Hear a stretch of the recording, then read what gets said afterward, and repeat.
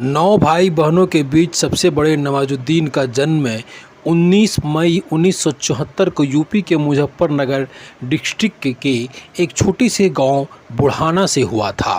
यही उनका बचपन बीता। इंटरमीडिएट तक की पढ़ाई भी इसी गांव से की। दोस्तों, बहुत से लोग सोचते हैं कि नवाजुद्दीन एक गरीब परिवार से हैं, लेकिन ऐसा नहीं है। वो एक वेल ऑफ ज़िम्मेदार किसानों की फैमिली से बिलोंग करते हैं। हालांकि अपना करियर बताते वक्त उन्होंने परिवार से कोई आर्थिक मदद नहीं ली और बहुत बुरे दिनों देखने पड़े। दोस्तों, जो अल्टीमेटली उन्हें एक स्ट्रॉन्ग बनते गए। नवाजुद्दीन शुरू से ही अपने गांव से निकलकर बाहर जाना चाहते थे। वजह थी कि वह एक माहौल पढ़ाई लिखाई के लिहाजा से सही नहीं था। दोस्तों, नवाजुद्दीन ने इंटर तक की पढ़ाई गांव से करने के बाद वो हरिद्वार चले गए, क्योंकि गांव से पढ़ाई लिखाई का माहौल नहीं था। हरिद्वार में उन्होंने गुरुकुल गंगरी विश्वविद्यालय से अपनी केमिस्ट्री में बीएससी की पढ़ाई पूरी की। इसके बाद वो वडोदरा गुजरात में एक कंपनी में बतौर केमिस्ट्री काम करने लगे। काम में उनको मन नहीं लगता था, लेकिन कुछ न कुछ करना था, इसलिए करते जा रहे थे। दोस्तों, फिर एक दिन उनका एक दोस्त उन्हें एक फ़िल्म दिखाने के लिए ले गया। फिल्म उन्हें अच्छा लगा। उसके बाद उन्हें एहसास हुआ कि शायद वो इसी काम के लिए बने हैं। इस बारे में उन्होंने अपने दोस्त सलाह लिया और दोस्त ने समझाया कि एक्टर बनना है तो एक्टिंग सीखनी होगी। दोस्तों, इसके बाद उन्होंने नेशनल स्कूल ऑफ ड्रामा में दाखिला ले लिया और 1996 में वह ग्रेजुएशन होकर निकले। दोस्तों, नवाजुद्दीन उत्तर प्रदेश के मुजफ्फरनगर ज़िले के छोटे से कस्बे बुढ़ाना के किसान परिवार से है।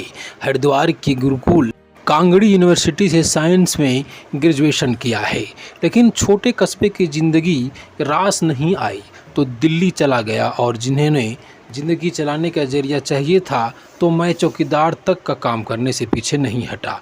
दोस्तों, लेकिन मेरे अंदर कुछ क्रिएटिविटी करने की भूख थी और कुछ कर दिखाने का जज्बा था, इसलिए मैंने दिल्ली के नेशनल स्कूल ऑफ ड्रामा में दाखिला ले लिया और 1996 में वहां से ग्रेजुएशन होकर निकले। दोस्तों, उन्होंने बताया कि दिल्ली में मैंने साक्षी थिएटर ग्रुप के साथ काम किया भी, जहां मुझे मनोज बाजपेयी और सौरभ शुक्ला जैसे कलाकारों के साथ काम करने का मौका मिला।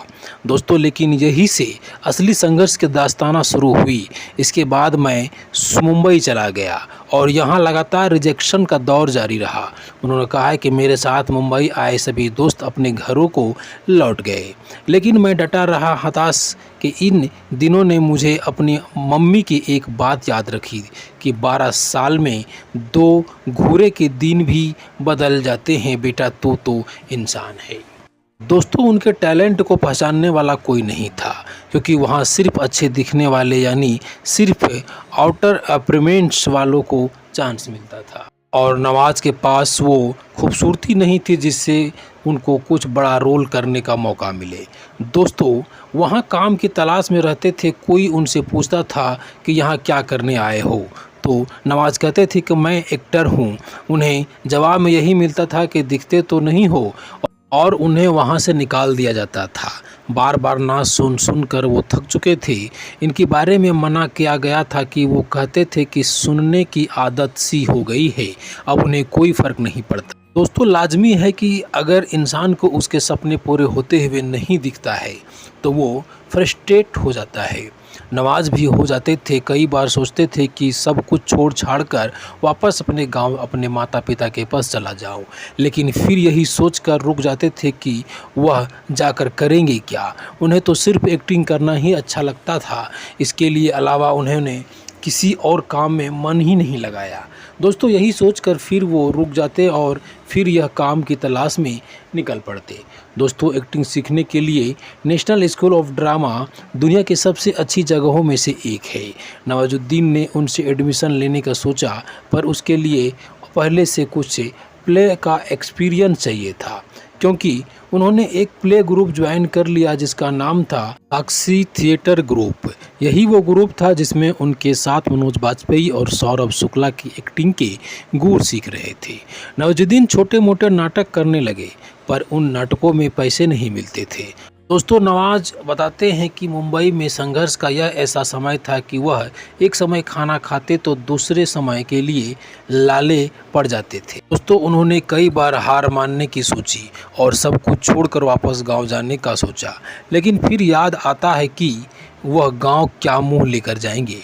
नवाजुद्दीन कहते हैं कि मैं वापस जाता तो गांव में सब मजाक उड़ाते कि बड़ा बन रहा था, हीरो बनने गया था, वापस आ गया। तो वापस गांव जाने का विचार मैंने छोड़ ही दिया था। मुझे कोई और काम आता भी नहीं था तो कुछ और कर भी क्या सकते थे दोस्तों, लेकिन मैंने सोच लिया था कि अब मरना जीना मुंबई में ही होगा। दोस्तों इस बीच फिल्मकार अनुराग कश्यप ने उनका एक नाटक दिल्ली में देखा और उन्हें अपनी फिल्म ब्लैक फ्राइड में काम दिया, जिसमें उन्होंने अपनी क्षमता दिखाई और मौका मिला।